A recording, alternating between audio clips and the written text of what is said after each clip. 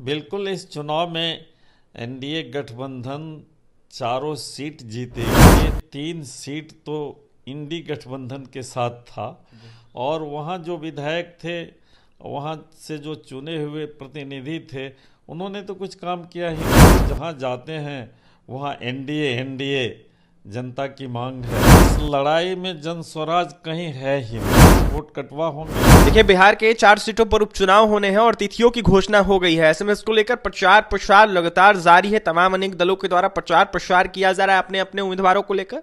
ऐसे हमारे साथ बात करने के लिए जयप्रकाश यादव, बीजेपी से नरपतगंज विधायक हैं, जुड़ेंगे, बात करेंगे। जयप्रकाश जी, लगातार कई जगहों पर जा रहे हैं, कैंपेन कर रहे हैं, किस तरीके से इस उपचुनाव को देख रहे हैं?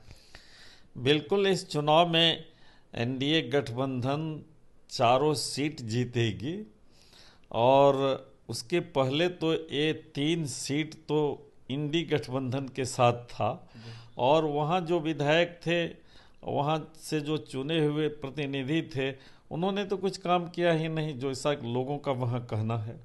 हम तो रामगढ़ विधानसभा देख रहे हैं। रामगढ़ में एक भी काम कुछ नहीं हुआ है विकास का।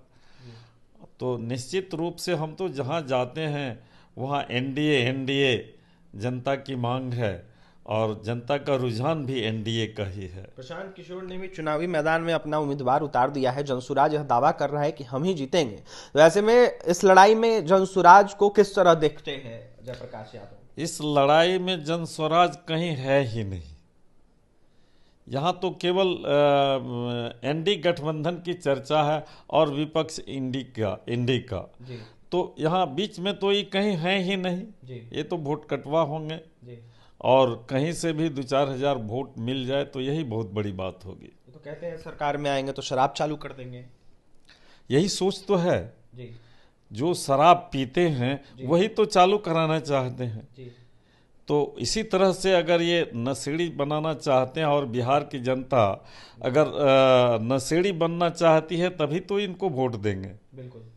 तो निश्चित रूप से इन लोगों का सोच ही गलत है। नेता प्रतिपक्ष को जिस तरीके से आपने रामगढ़ की बात की, वहां पर 40-40 किलोमीटर की यात्रा करनी पड़ रही है, तो डर गए हैं क्या नेता प्रतिपक्ष के तमाम नेता, राजद के तमाम लोग कि इस तरीके से रैली करनी पड़ती है, इस तरीके से घूमना पड़ रहा है, लोगों से वोट मांगना पड़ रहा है? यहाँ तो एनडीए के नेता लोग जी। तो दिन रात शुरू हमेशा चुनाव के ही मूड में रहते हैं और हम तो हमेशा जनता के बीच में ही रहते हैं। तो वे लोग तो कभी जाते नहीं हैं। जी। तो अभी लग रहा है कि हमें बहुत घूमना पड़ रहा है। तो निश्चित रूप से जो कभी जनता के बीच में नहीं जाएंगे तो आज उन्हें जाना पड़ेगा तो डर तो लगेगा ही और कष्ट तो होगा ही। झारखंड और महाराष्ट्र में किस तरीके से प्रदर्शन करेगी एनडीए जयप्रकाश जी?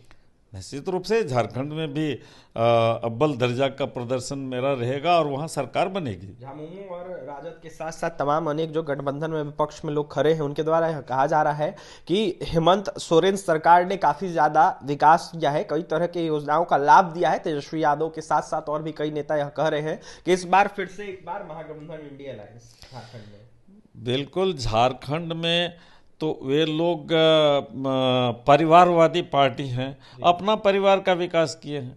पूरे झारखंड क्षेत्र की जनता का विकास कहाँ हुआ है? जी।